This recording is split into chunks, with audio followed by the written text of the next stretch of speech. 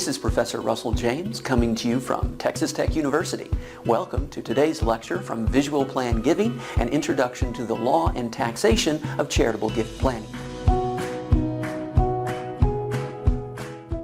Welcome to Private Foundations Part 6, Investments. This is Professor Russell James. The next type of prohibited transactions is excess business holdings, where the private foundation, combined with insiders, holds too large of a share of a business entity. Prior to the legislation preventing excess business holdings, an owner could transfer his or her business into the private foundation, take a tax deduction for the transfer, and still continue to control the business precisely as before with no functional changes. This level of control created a number of opportunities for abuse. The problems with excessive business holdings come because the donor receives a tax deduction but continues to control the business. This control means that the donor can decide if any profit is distributed to the foundation, which was particularly important under previous legislation where charitable distributions were based upon income rather than assets. Further, the donor, as controller of the business, would continue to control his own personal compensation as well as all other employees. A donor could thus transfer a business into a foundation, take a large tax deduction, and then extract the value out of the business through salaries paid to the donor and the donor's family members as employees of the business. This payment of salary, or for example, sweetheart deals benefiting others in exchange for reciprocal treatment in the donor's other non-charitably owned operations, could be used to cause the company to incur losses, reducing the value of the company and thus reducing the foundation's required charitable grants based on the company's value. The various schemes for taking a large deduction at transfer and then subtly extracting the value from the company without benefiting the private foundation are nearly limitless, but all are predicated upon the donor being able to control the underlying business entity. Thus, the tax code was changed to eliminate the use of private foundations as a means to control an operating business. A private foundation is allowed to own up to 2% of a company, regardless of the ownership interests of other insiders. Thus, a private foundation could own 2% of a corporation that was otherwise entirely owned by the founding donor. A private foundation may not own more than 2% of a business entity if the foundation and all insiders combined own more than 20% of a business entity.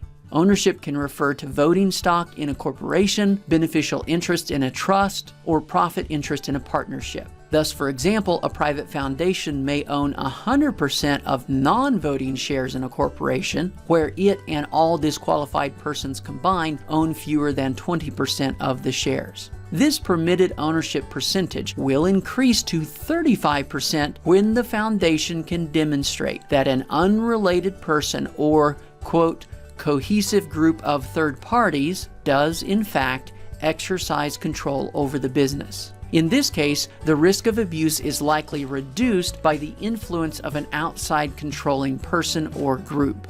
An exception to the prohibition against private foundations controlling a business is allowed when the business entity is engaged in an activity directly related to the private foundation's charitable purposes and not simply earning profits for the foundation's use. Thus, a private foundation could have full control of a school or hospital and thereby further its charitable purposes in education or healthcare. Other allowed businesses include thrift shops selling donated items, a business operated by volunteers, or a business primarily for the convenience of the employees or customers of its charitable business, such as a hospital gift shop or museum cafeteria. Additionally, a private foundation is allowed to have full control of a passive business entity that merely collects payments from assets, such as dividends from stock holdings, interest from investments, royalties from intellectual property, or rent from real estate. So long as this type of income constitutes at least 95% of the business entity's gross income, full ownership of the entity is allowed. Similar to the rules for unrelated business income, borrowing money to purchase real estate will cause such investments to no longer be passive. The private foundation, finding itself in the circumstance of owning excess interest in a business, must sell or transfer those interests. This sale must occur within 90 days if the foundation acquired the business interests by purchase, or within 5 years if the foundation receives the business interest by gift.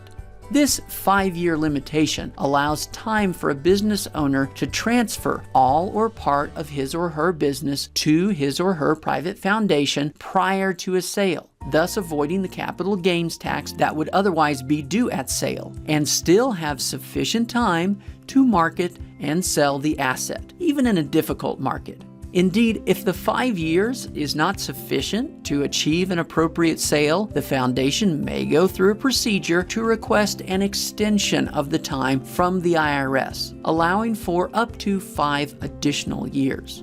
As with other violations, a private foundation having excess business holding is subject to tax penalties. The foundation must pay a tax of 10% of any excess holdings, based upon the highest excess business holdings occurring during the tax year. If the excess business holdings are not removed from the foundation within 90 days of the IRS notice of the violation, an additional 200% penalty may be imposed. In order to preserve the charitable function of the private foundation, the tax code prohibits the foundation from investing in jeopardizing, that is, excessively risky, investments. Without this restriction, there is a risk that the private foundation's assets could be squandered, thus eliminating any further charitable benefit. In such a case, the taxpayer would have received a large charitable tax deduction, but with no resulting charitable activity. Issuing charitable tax deductions in return for little or no charitable activity violates charitable tax policy principles, and consequently, such risky investments are prohibited. There is no black and white rule to determine what a jeopardizing investment is. Instead, it occurs when the manager, quote, fails to exercise ordinary business care and prudence. Although a particular investment may be highly risky, it will be considered in the context of the entire portfolio. For example, the purchase of 60-day out-of-the-money options could be a reasonable part of a hedging strategy taken in the context of other asset holdings, but would clearly be a jeopardizing investment if such options constituted the foundation's entire investment portfolio. Because of the potential for excessive risk, the IRS will pay particular attention to investments in options, margin trading, short selling, commodity futures, and oil and gas interests. Nevertheless, each of these may be a perfectly appropriate investment in the context of the risk profile of the overall investment portfolio. Because the purpose of the jeopardizing investment rule is to ensure that charitable activity will ultimately occur rather than the assets being squandered, the rule will not apply to high-risk investments that are primarily intended to advance charitable goals. Thus, investments in college loans for needy students or low-income housing may indeed be highly risky, but will not constitute jeopardizing investments. In this case, even if the foundation loses its investment, the funds would still have been used to advance charitable purposes, and so the underlying tax policy goals would not have been violated. As a penalty for making a jeopardizing investment, the foundation must pay a tax of 10% of the amount invested in the jeopardizing investment. Because the foundation manager is directly responsible for managing the foundation's assets, he or she will also be charged a penalty of 5% of the amount invested, up to a $10,000 penalty if he or she willingly and knowingly participated in making the investment without any reasonable cause for doing so. As with other violations, an additional tax applies if the violation is not corrected within 90 days of the IRS notice of violation. If the foundation has not divested itself of the jeopardizing investment within this time, the foundation is subject to another tax of 25% of the amount invested in the jeopardizing investment, and the manager must pay an additional 5% of the amount invested, up to an additional $20,000 penalty. The final way in which private foundation rules attempt to protect charitable purposes is to prohibit and penalize non-charitable grants from the foundation. These non-charitable grants are referred to as taxable expenditures. Any grant made by the foundation that does not qualify as an appropriate charitable grant is a prohibited taxable expenditure. This is not a problem for typical grants made to public charities. However, prior to the current law, some private foundations were being used to further political campaigns, which is not a charitable purpose. Thus, the use of funds for campaigning and lobbying are now prohibited as taxable expenditures. Nonpartisan research is allowed, but there is careful oversight of such activities. For example, support of voter registration drives is not allowed if such drives are limited to specific geographical regions, as this may advantage one party or candidate. Grants to individuals are not charitable gifts because an individual is not a charity. However, in certain cases, a private foundation may fund a grant to individuals for travel, study, or similar purposes. This may be done only with advanced approval